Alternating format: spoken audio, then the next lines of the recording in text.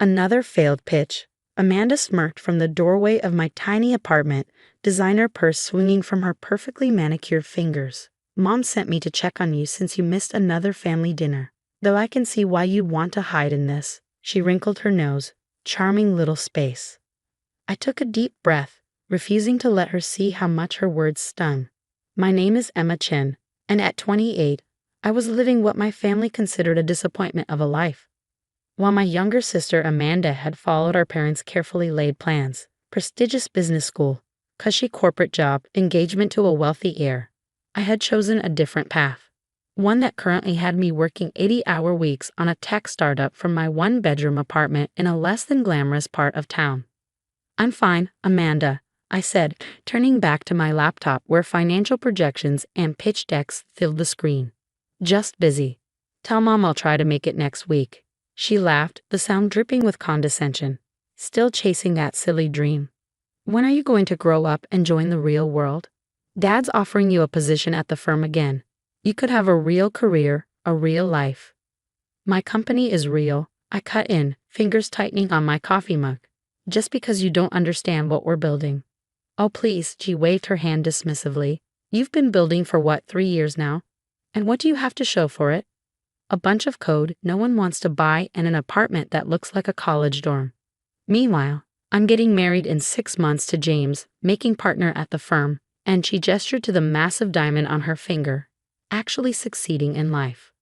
The words hit like physical blows, but I kept my expression neutral. Amanda had always been like this, cutting me down to build herself up.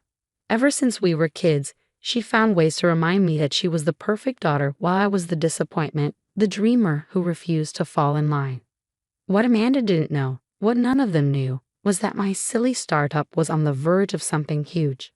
For 3 years, I'd been developing an AI-powered financial analysis platform that could process and predict market trends with unprecedented accuracy. We'd had our share of setbacks and failed pitches, but last week everything changed. A major tech investor had seen our demo and immediately recognized its potential. The meeting I'd missed family dinner for? It wasn't another failed pitch, it was signing preliminary paperwork for a $30 million acquisition deal. But I hadn't told my family yet. After years of their doubt and dismissal, I wanted everything finalized first. My wedding is in 6 months, Amanda continued, examining her nails. Try not to embarrass the family by showing up in whatever discount store clothes you're wearing these days. And please bring an actual gift, not another one of your homemade presents. I have a reputation to maintain. I thought about the envelope sitting in my desk drawer, the one containing proof of the acquisition deal that would make me worth more than her fiance's entire family. For a moment, I was tempted to pull it out, to watch her smug expression crumble. But no, I'd wait. The timing had to be perfect. Don't worry about my gift, I said mildly. I've got something special planned. She rolled her eyes. Whatever. Just don't make us look bad. Mom and Dad have enough to worry about with you being. She gestured vaguely at my apartment, like this. After she left, I sat back in my chair, emotions churning. The apartment she'd mocked was small, yes, but it had been my launch pad.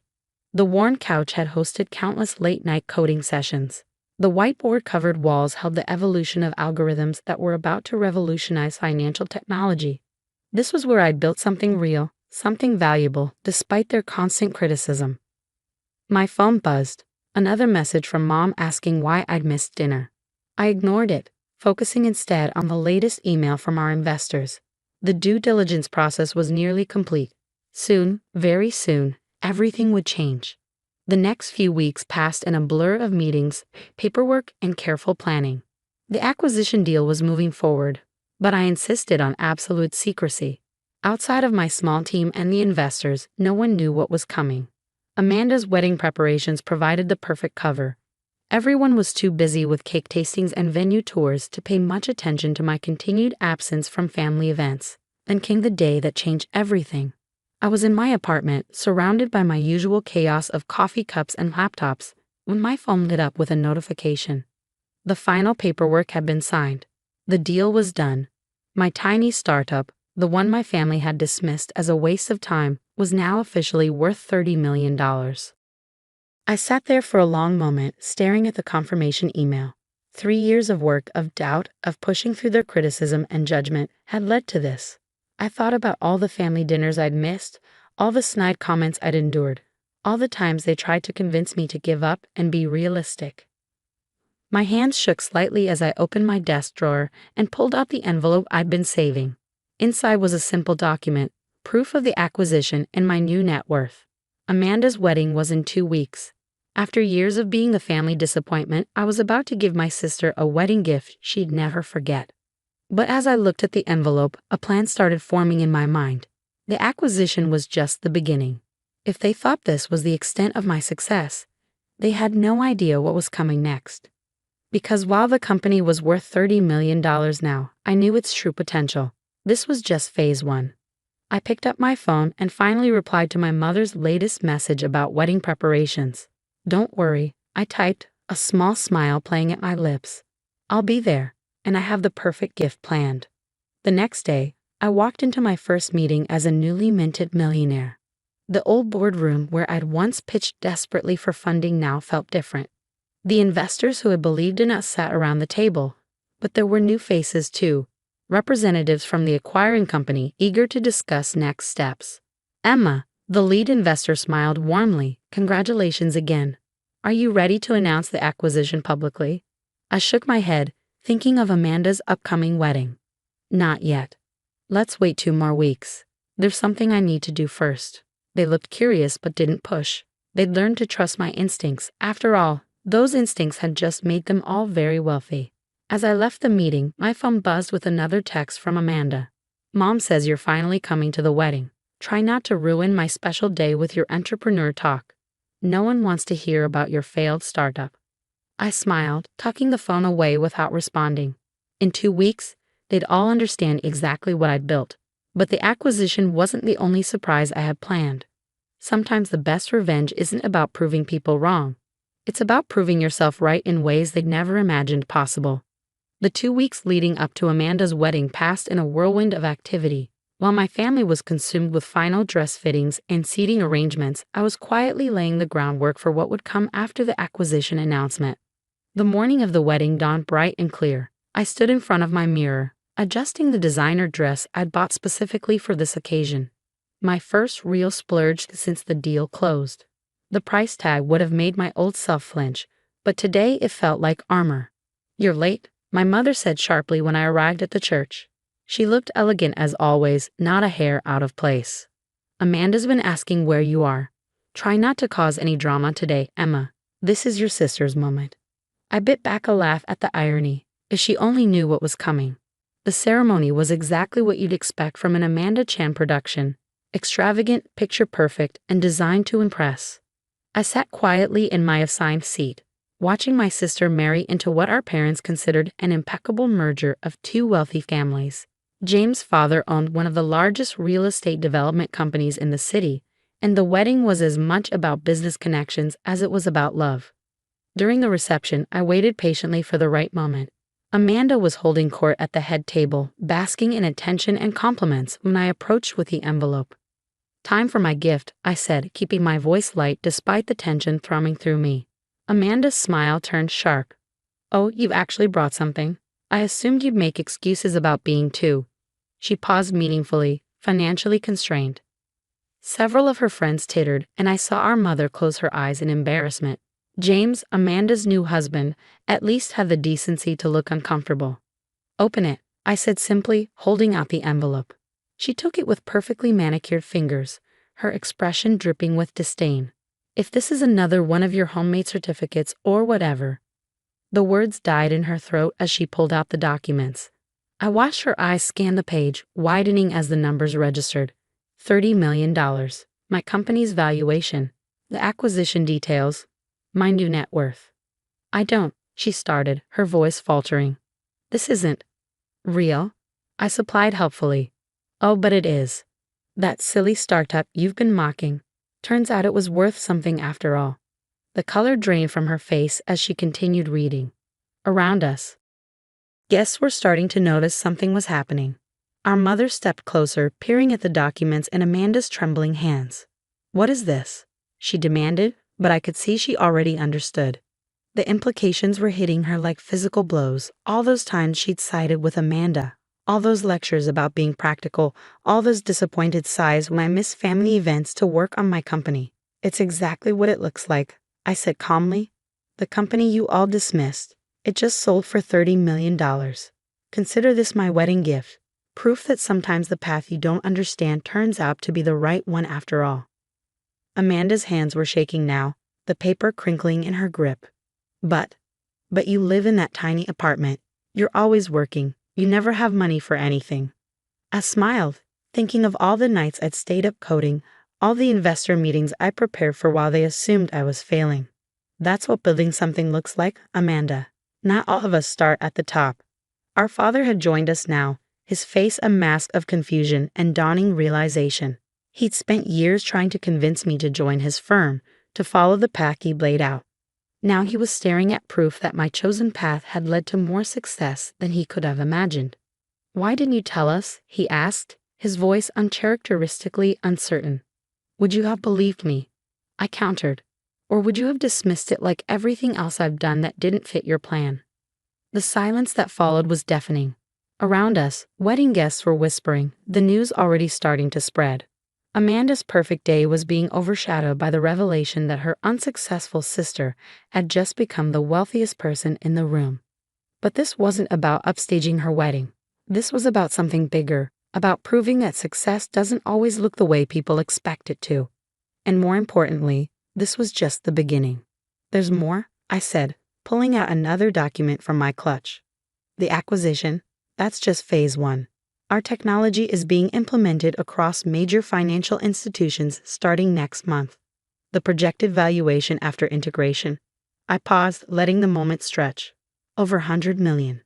Amanda sank into her chair, the elaborate white dress pooling around her, her perfect wedding, her carefully cultivated image as the successful sister. All of it was crumbling in the face of what I'd built. But you can't," she stammered. "This isn't.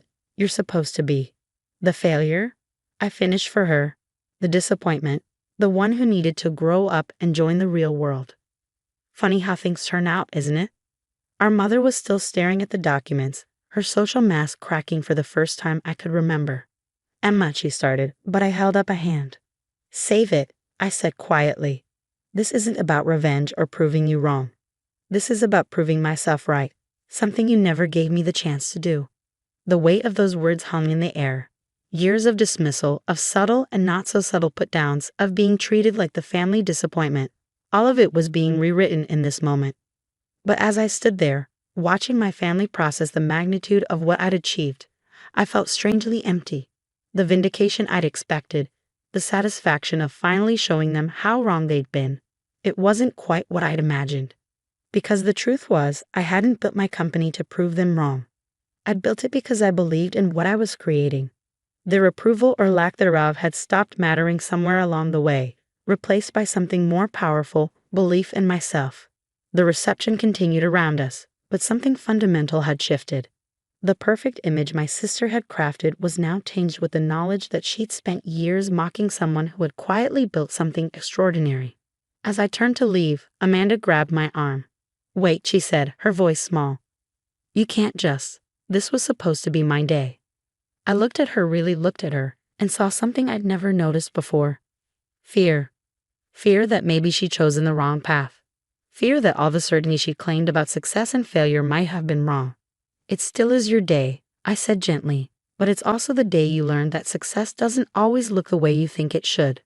With that, I walked away from the head table, leaving my family to grapple with the implications of what they just learned. But this wasn't the end of the story, not by a long shot. Because what they didn't know, what none of them could have guessed, was that the next phase of my plan was about to change everything again. The aftermath of Amanda's wedding was even more dramatic than I'd anticipated. Within days, news of the acquisition had spread through our family's social circles.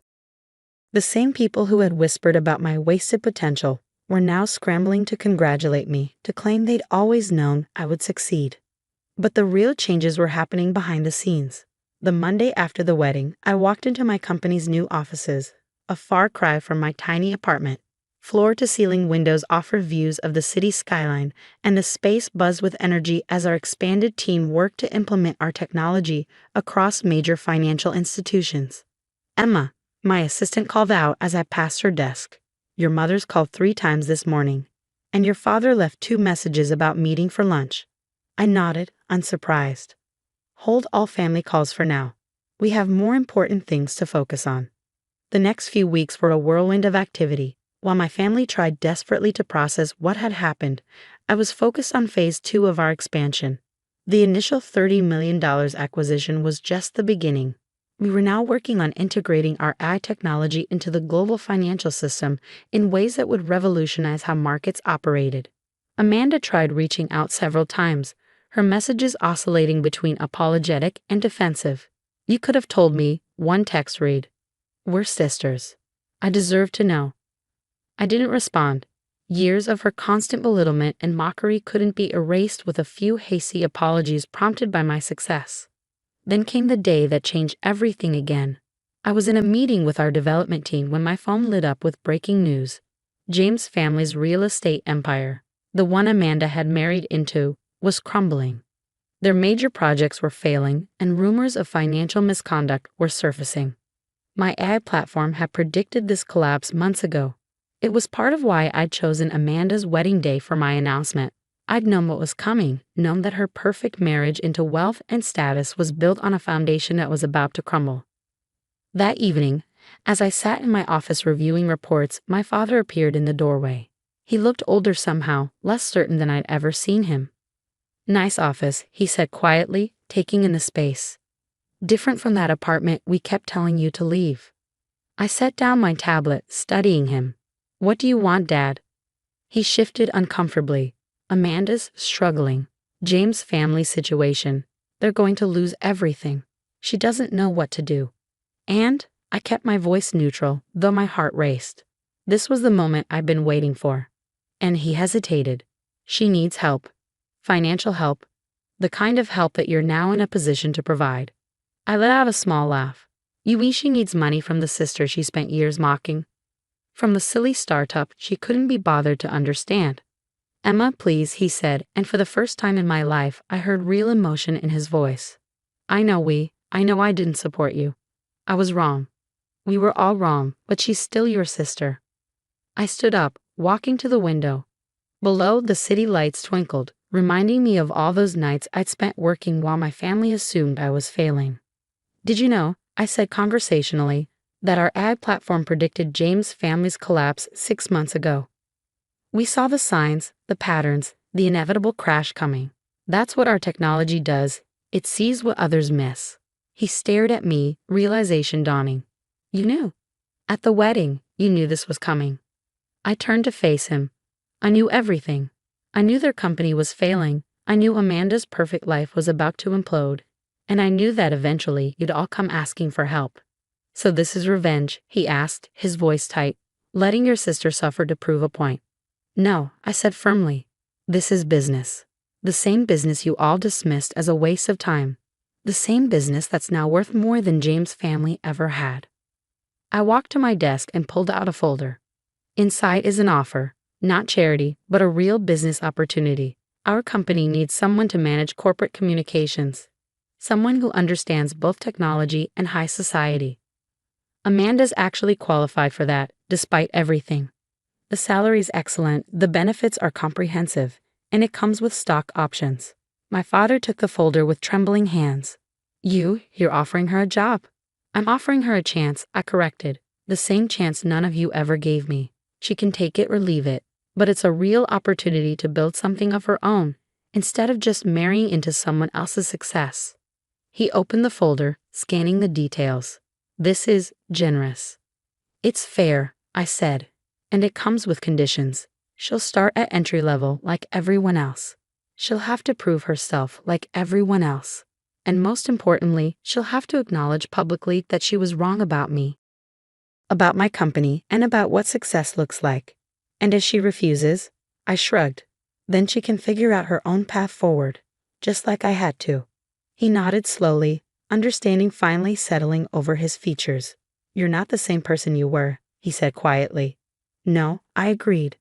I'm the person I always was. You just never took the time to see it. As he left my office, folder clutched in his hands, I felt a weight lift from my shoulders. This wasn't about revenge or proving them wrong anymore. It was about creating something new from the ashes of their expectations. The next day, Amanda called. For the first time in our lives, she didn't speak with contempt or condescension. Instead, her voice was small, uncertain. "Did you mean it?" she asked. "The job offer?" "Every word," I replied. "But it won't be easy. You'll have to work harder than you ever have before." There was a long pause. "I don't know how to do that," she admitted finally. "Work hard, I mean, not like you do." "I know," I said softly. "But you can learn, if you're willing to try." Another pause. "Will you? Will you teach me?" The question hung in the air, heavy with implications. This was my sister, the golden child, asking me, the one they dismissed, for guidance. "Yes," I said finally, "but not because you're my sister. Because everyone deserves the chance to prove themselves. Even you." Over the next few months, something remarkable happened. Amanda threw herself into the role with determination I'd never seen from her before. She worked late, asked questions, learned everything she could about our technology. Slowly, the entitled socialite began to fade, replaced by someone who understood the value of building something real. Our parents watched from a distance, unsure how to navigate this new dynamic where their successful daughter worked for their rebellious one. But I didn't need their approval anymore. I had built something larger than their expectations, something that was changing the financial world in ways they were only beginning to understand. 1 year after Amanda's wedding, our company's valuation hit $150 million. The AI platform had exceeded even my ambitious projections, becoming an essential tool for financial institutions worldwide. Amanda had earned a promotion, not because she was my sister, but because she genuinely proven herself valuable to the company. As I sat in my office reviewing the latest projections, I thought about that tiny apartment where it all started, about all the doubts and dismissals I'd endured, about the long journey from being the family disappointment to becoming someone who could offer others a chance at redemption. My phone buzzed with a text from Amanda. "Team meeting in 5? I have some ideas for the new communication strategy." I smiled, remembering her sneers about my silly startup. Sometimes the best revenge isn't about proving people wrong. It's about giving them the opportunity to prove themselves right in ways they never imagined possible. On my way, I replied, standing up and gathering my notes. Outside my office, the company I built hummed with activity, a living testament to what happens when you believe in yourself even when no one else does. This wasn't the end of my story, it was just the beginning. Because sometimes the greatest success isn't in proving others wrong, but in showing them a better way forward. And as I walked into the meeting room where my sister waited, I knew that this was the real victory, not just building a successful company, but building a bridge across the chasm of doubt and dismissal that had separated us for so long. The future stretched out before us, full of possibilities neither of us could have imagined at that wedding a year ago.